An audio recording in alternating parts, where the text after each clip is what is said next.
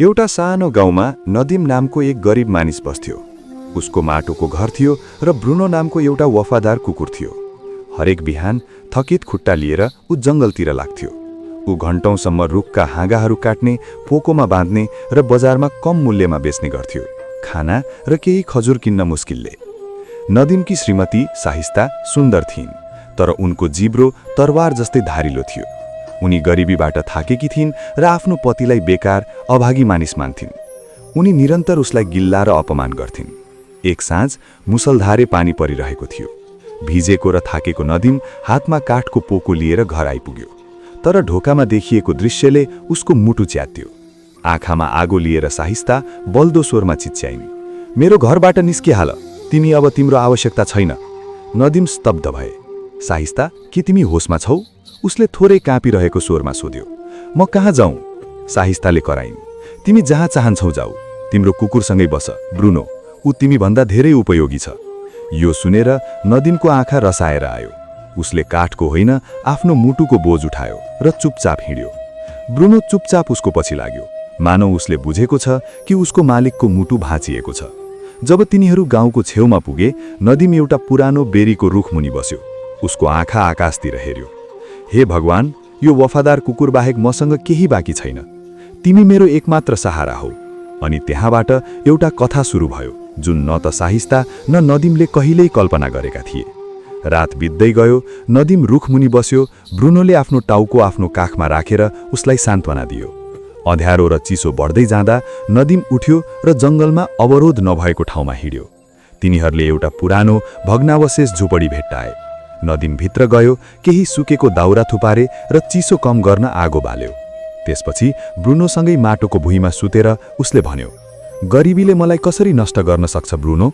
जब तिमी मसँग हुन्छौ, तिमी हजारौं मानिसहरूभन्दा सत्यवादी छौ। मध्यरात भएको थियो। अचानक ब्रुनो गुरगुराउन थाल्यो। उसको आँखा झुपरीको अँध्यारो कुनामा अड्कियो। नदिम आत्तिए। के भयो ब्रुनो? के त्यहाँ कुनै जङ्गली जनावर छ? ब्रुनोले आफ्नो पन्जाले माटोको भुइँमा खन्न थाल्यो। नदिमले जलिरहेको टर्च उठायो र कुनामा बत्ती बाल्यो। जमिन ढुङ्गा जस्तै थियो, मानौ कसैले वर्षौं पहिले केही गाडेको थियो। तिनीहरू दुवैले सँगै खन्न थाले। चाँडै तिनीहरूको हात काठ जस्तै कडा चिजमा लाग्यो। हे भगवान, नदिमको ओठ काँप्यो। यो बक्साको ढक्कन जस्तो देखिन्छ। अलि बढी माटो हटाएपछि उसले फलामका पट्टीहरूले बाँधिएको पुरानो छाती फेला पार्यो। यो यति पुरानो थियो कि किनारहरूमा काई र हिलो जम्मा भएको थियो। काँपिरहेका हातहरूले उसले यसको खिया लागेको ताला तोड्ने प्रयास गर्यो। सुरुमा ताला हल्लिएन, तर जब उसले ढुङ्गाले जोडले प्रहार गर्यो, त्यो भाँचियो। नदिमले ढक्कन उठायो र अर्को क्षणमै उसको आँखा उज्यालो भयो। छाती सुनका सिक्का, बहुमूल्य सुनका सिक्का, गहरी हार र प्राचीन समयका अमूल्य गहनाहरूले भरिएको थियो। उसको ओठ काँपिरहेको थियो। के यो सपना हो वा भगवानले मेरो पुकार सुन्नुभएको छ? ऊ घुँडा टेकेर बस्यो। उसको आँखा आँसुले भरियो। त्यही रातबाट उसको भाग्य बदलियो। केही नभएको नदिम अब यति धनी भइसकेको थियो कि संसारले उसलाई अभिवादन गर्थ्यो। भोलिपल्ट बिहान नदिम सूर्यको पहिलो किरणसँगै बिउज्यो। रातको बेचैनी उसको आँखामा अझै पनि थियो। उसले चम्किरहेको खजानालाई ध्यानपूर्वक हेर्यो।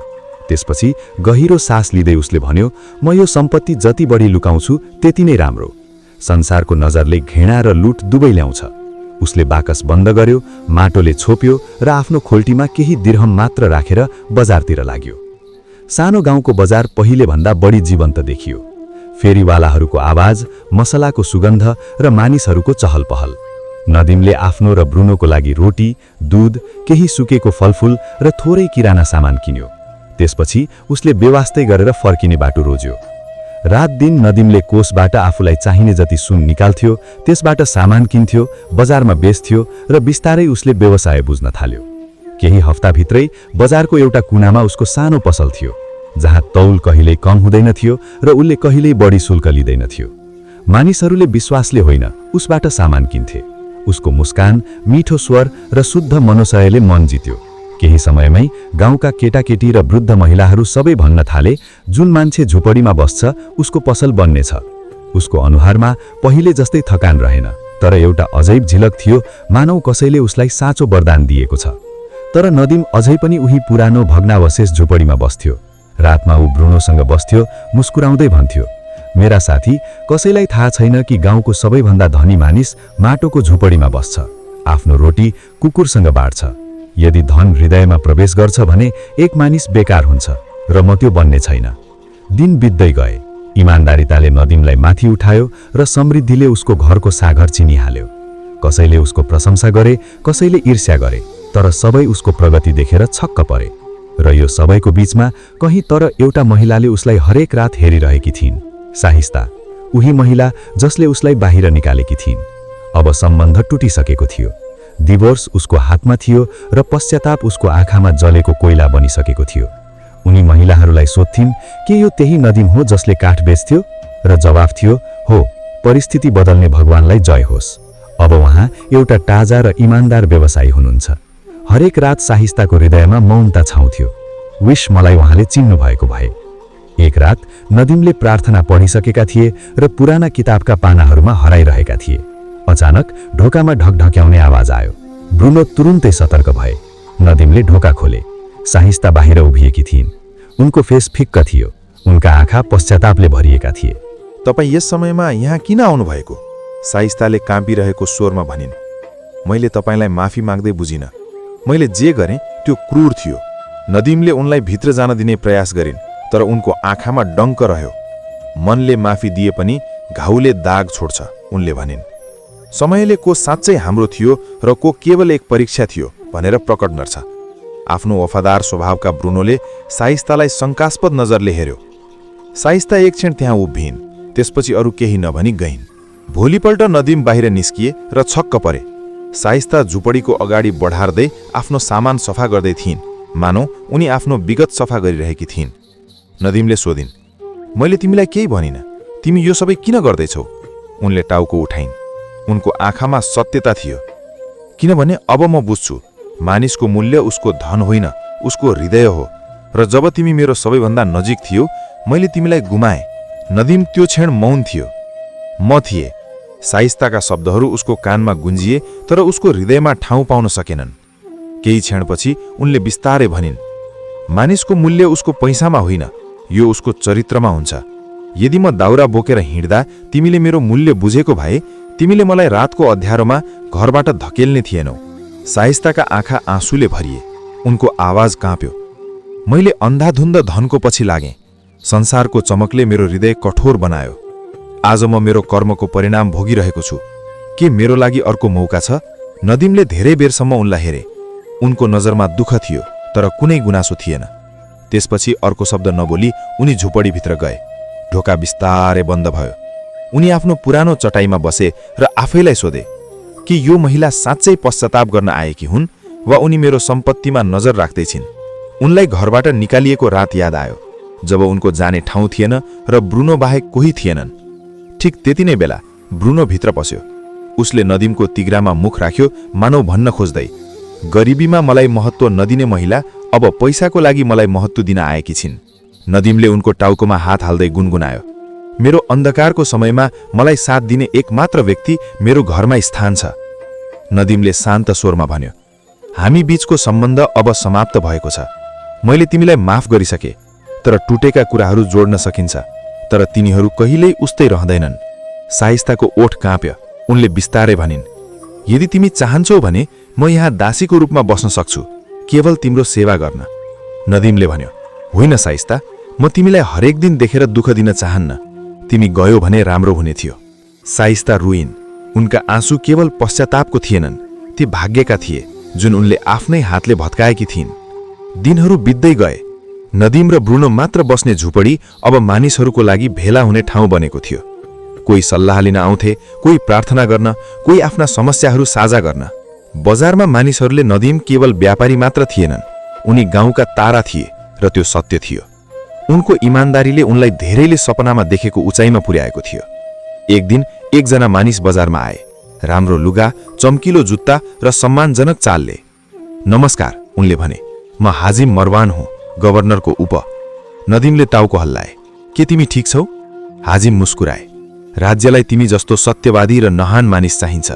हामी चाहन्छौ कि तिमी गाउँको तर्फबाट शासकहरूको परिषदमा सामेल हौ। तिमीलाई जग्गा, सिपाही, नौकर र अधिकार दिइनेछ। नदीम रोकियो। उसले पहिले बन्चो मात्र समातेको थियो र अब उसलाई शक्ति दिँदै थियो। उसले कम तर दृढ स्वरमा बोल्यो, म त्यो मान्छे हुँ जसले हिलोमा रात बितायो। यदि शासनको बोझ अलिकति पनि अनियमित भयो भने मानिस अत्याचारी बन्छ। मलाई अझै आफैमा पूर्ण विश्वास छैन, त्यसैले म यो प्रस्ताव अस्वीकार गर्छु। हाजिम छक्क परे। संसार हैसियतको पछि दौड्छ र तिमीले त्यसलाई लात हानिरहेका छौ। नदीम मुस्कुरायो। शक्तिको पछि दौड्नेहरूले प्राय आफ्नो हृदयलाई पछाडि छोड्छन्। जबसम्म मेरो हृदय बलियो हुँदैन म कसैलाई हुकुम दिने छैन। हाजिम गएपछि वातावरण परिवर्तन भयो। गाउँलेहरूको नजर तीखो भयो, फुसफुसाउन थाल्यो। यो त्यही मानिस थियो जसलाई एकपटक उसको श्रीमतीले निकालेको थियो, जो पहिले भाँचिएको ढोका भएको झुपडीमा सुत्ने गर्थे। आज ऊ कसरी सबैभन्दा धनी मानिस भयो? र यहीँबाट रियल परीक्षा सुरु भयो। धन कमाउन गाह्रो थिएन। आफ्नो हृदयबाट धनलाई टाढा राख्नुहोस्, यो साँचो कुरा छ। बजारको कोलाहलमा जुदा नामको एकजना मानिस थियो जो बोल्ने, धूर्त र ईर्ष्यालु थियो। ऊ कपास र मसलाको पसल चलाउँथ्यो र नदीमको बढ्दो सम्मान र सम्पत्तिले उसलाई काँडा जस्तै घोचिरहेको थियो। एक दिन उसले आफ्ना साथीहरूलाई भन्यो, म कसम खान्छु कि यो मानिसको धनमा केही नराम्रो छ। मैले उसलाई एक रात गाउँको पश्चिमी किनारमा पुरानो परको नजिक खन्दै गरेको देखे। मानिसहरूका आँखा सङ्गुरा भए।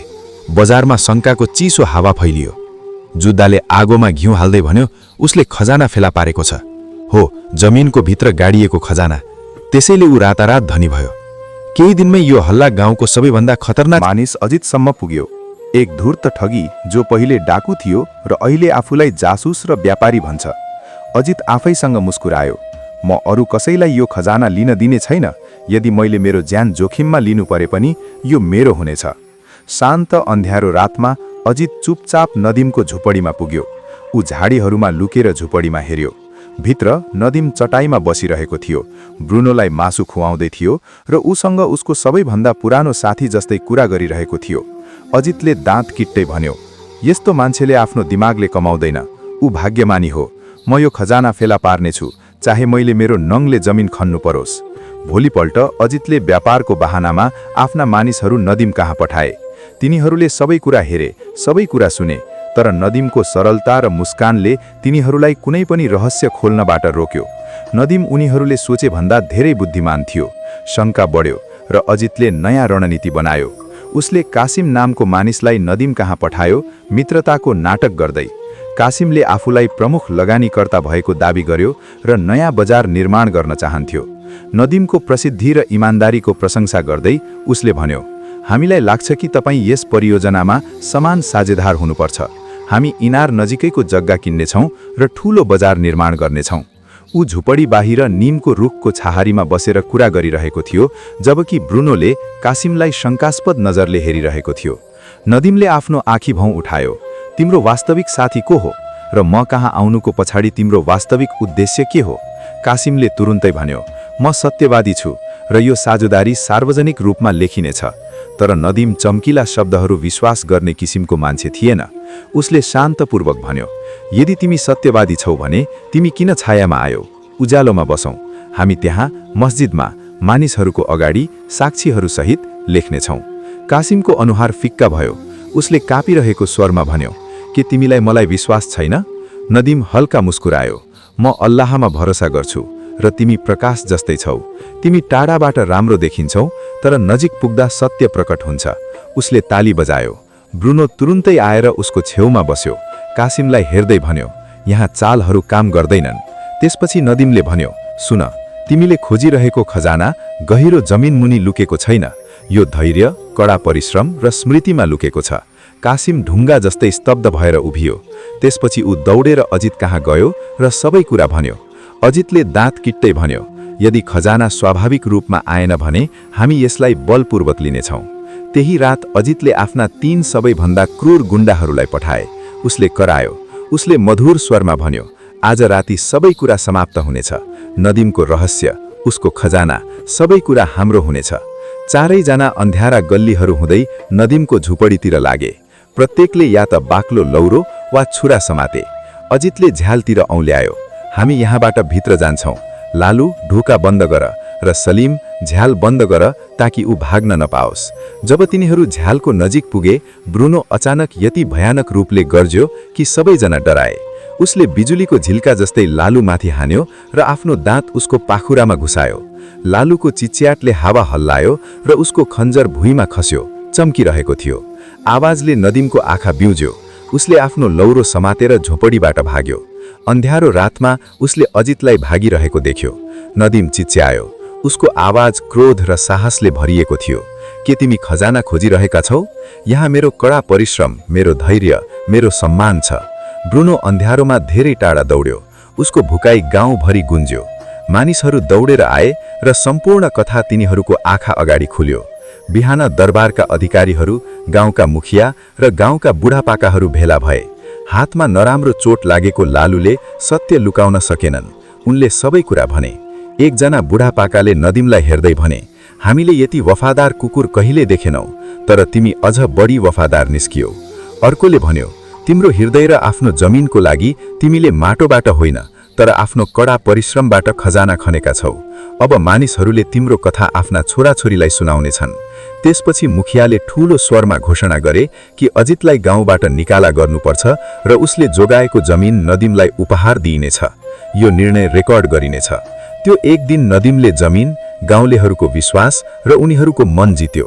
र ब्रुनो अब केवल कुकुर मात्र रहेनन्, बरु वफादारीको उदाहरण थिए। नदीमले लिरसतमा पाएको जमिनको किनारमा एउटा सानो बजार स्थापना गरे। उनको आय बढ्यो र उनको प्रसिद्धि टाढा टाढासम्म फैलियो।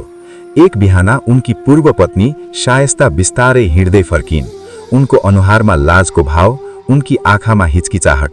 उनले बिस्तारै भनिन्, नदीम, म स्वीकार गर्छु कि मैले तिमीलाई गलत गरेको थिएँ। जुन दिन मैले तिमीलाई घरबाट निकाले, मलाई थाहा थिएन कि म आफ्नै जीवनको ज्योति निभाइरहेकी छु। नदीम एक पलको लागि चुप लाग्यो। त्यसपछि उसले बिस्तारै भन्यो, शायस्ता, गरिबीले मानिसको हृदय तोड्छ, लोभले उसलाई अपरिचित बनाउँछ। तर मानिस सिक्छन्, तिनीहरू माफ गर्छन् र अगाडि बढ्छन्। शायस्ताले केही भन्नु अघि नदीम एक कदम अगाडि बढेर भन्यो, यदि तिमी मेरो पैसाको लागि यहाँ आएका छौ भने फर्केर जाऊ। तर यदि तिमीले पहिले माया गरेको मानिसलाई भेट्न आएका छौ भने ढोका खुला छ र तिम्रो मन पनि खुला छ। शायस्ताका आँखा आँसुले भरिए। उनले आफ्नो टाउको निउहाउँदै भनिन्, म कसम खान्छु, म त्यो नदीमको लागि आएकी छु जसको मूल्य मैले कहिल्यै बुझिन। तिमीले मलाई सिकायौ कि मानिसको मूल्य उसको लुगामा होइन, उसको हृदयमा हुन्छ।